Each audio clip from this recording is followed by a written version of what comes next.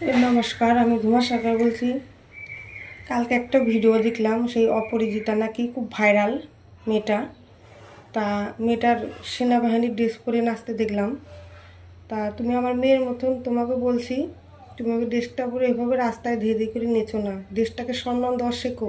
তুমি তো একটা ভিডিওতে বলেছো তোমার বাবা আর্মির চাকরি করে, তোমার বাবাকে জিজ্ঞাসা করো তো যে ওই দেশটা পড়ার জন্য কত ছেলে কত কষ্ট করে, কিন্তু সবার ভাগ্যে জোটে না, এই নসিবে সবার জোটে না। দা আমার ছেলে একটা আর্মির চাকরি করে, কত মার, কত সন্তানরা, কত স্ত্রীর কত স্বামীরা আজকে পাকিস্তান বর্ডারে কাশ্মীরে ডিউটি করছে, কাদের জন্য? আমাদের জন্য, যাতে আমরা রাত্রে ভালোভাবে ঘুমাতে পারি, ভালো থাকতে পারি, দেশটাকে রক্ষা করতে পারে। আর আজকে তুমি সেই ড্রেস পরে রাস্তায় এইভাবে নাচছো, দেশটাকে সম্মান দেওয়া শেখো। আমারও রাত্রে ঘুম হয় না আমার ছেলের জন্য, চিন্তা হয়।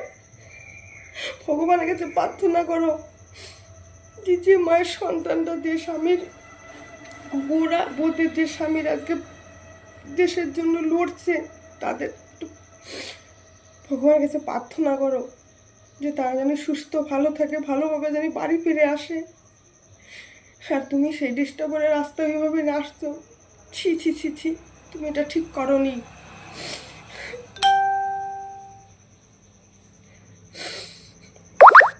দেশটাকে সম্মান দেওয়া শেখো, দেশটাকে এভাবে অপমান করো না।